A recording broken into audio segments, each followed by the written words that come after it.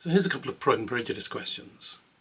They may not immediately occur to you, but if you're like me, once you start thinking about them, you become a little bit obsessed by them.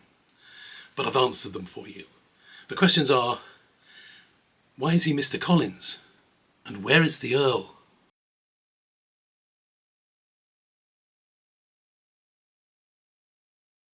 Hello, I'm Tim and I have too many books. So I had a couple of questions that are deep dives into the world of Pride and Prejudice, but I found some interest in solving them. The first of them is, why is he Mr. Collins?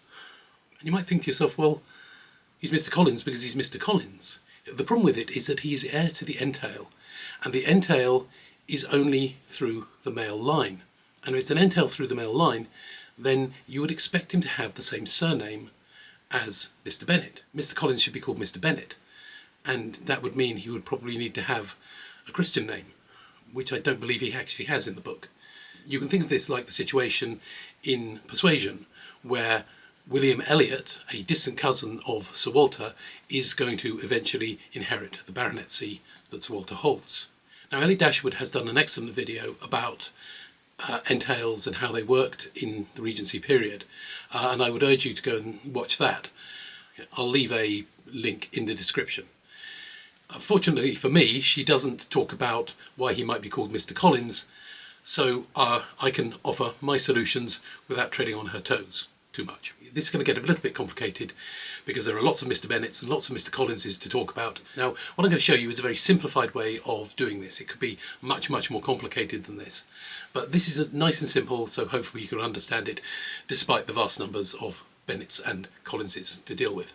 So we start with Mr. Bennet Zero. He decides that he is going to leave an entail on Longbourn, and the entail will start with his eldest male grandchild, and will follow the line of his eldest male grandchild, and then if that line runs out of male heirs, he will then go back to the next eldest male grandchild and go down from there.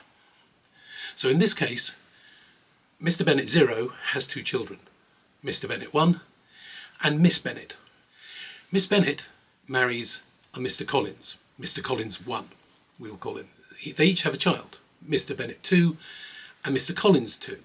Mr. Bennet Two is probably the elder, so he's the person who inherits the entail on Longbourn. But Mr. Bennet Two, our Mr. Bennet, doesn't have any male children, so the entail will go back up the family tree across to his cousin, Mr. Collins Two. We know in the book there is a dispute between Mr. Collins Two and Mr. Bennet Two, and this is possibly because Mr. Collins Two would like some of that Longbourn inheritance money somewhat early.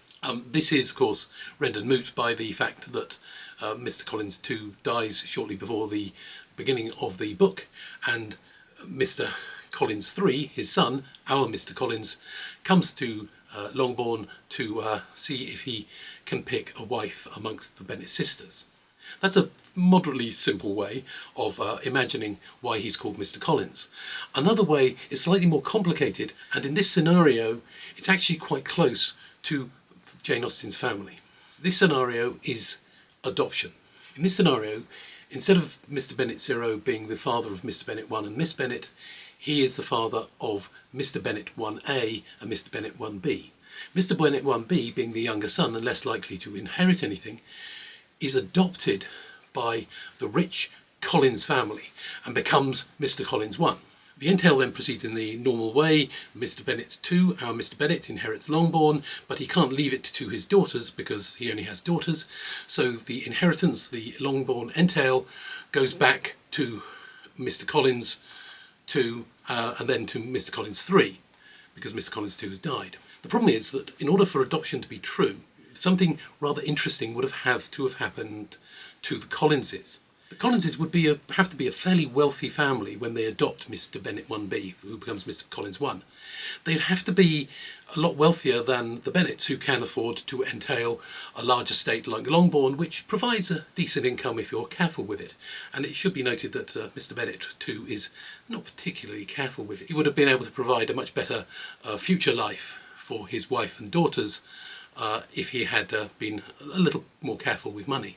Now, if we continue with the logic that Mr. Collins too has kind of run out of money, he's run out of all the rich Collins' inheritance, between him and Mr. Collins 1, they spent all the Collins money. Mr. Collins 3, our Mr. Collins, he's certainly a gentleman, and he has probably gone to university, but he is dependent on the bounty and beneficence of Lady Catherine de Bourgh.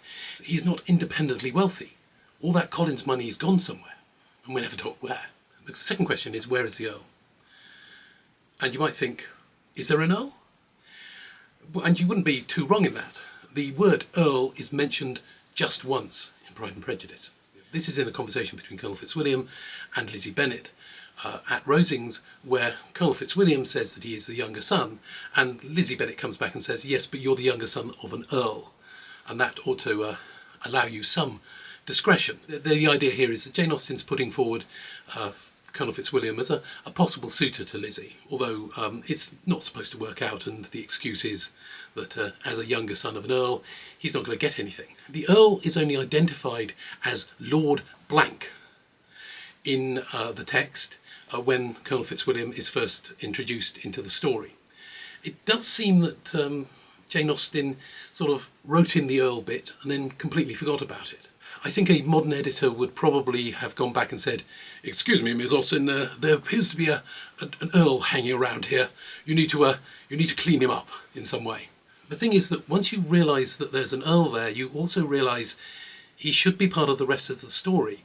And there is a distinct absence of Earl in the whole of the rest of the story. What does he think about Darcy and Lizzie?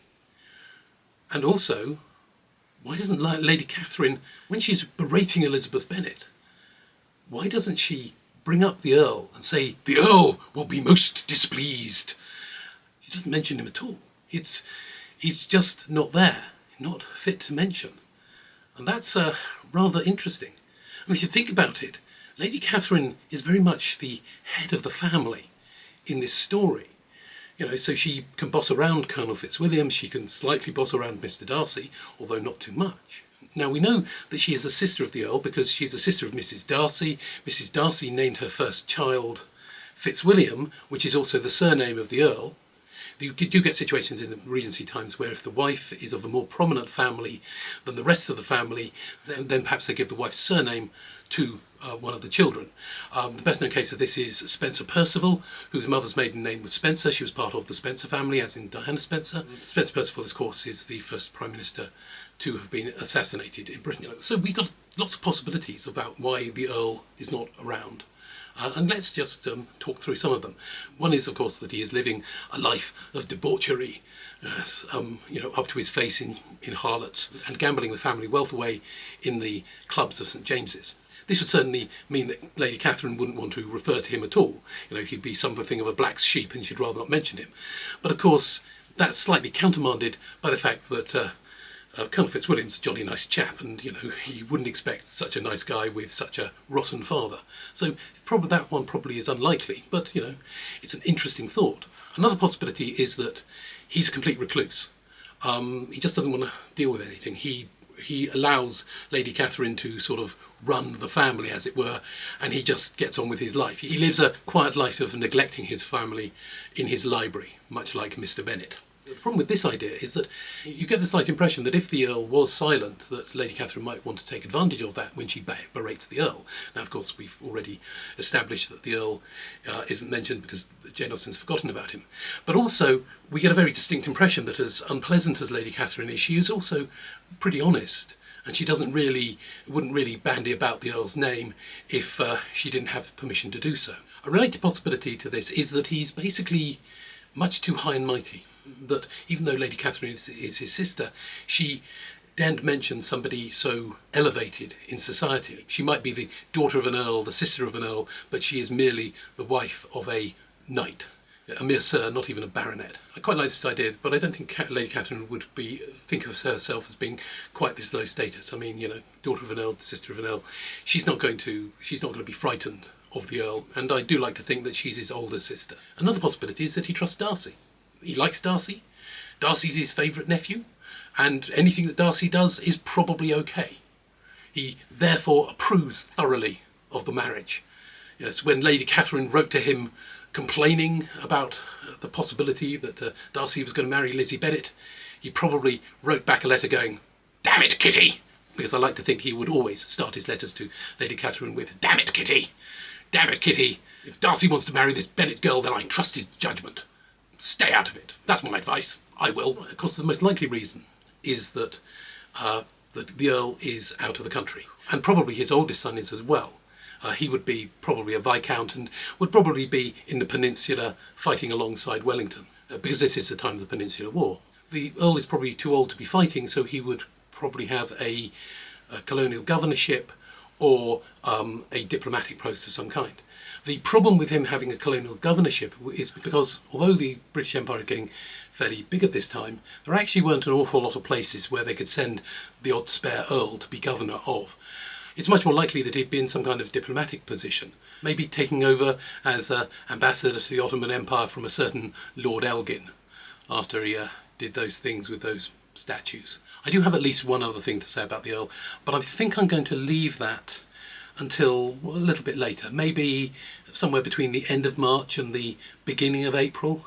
I think that would be the most suitable time to release that gem on you. So I hope you've enjoyed this. I hope it'll give you something to think about and maybe not too much to criticise. Please like and subscribe and enjoy. Bye.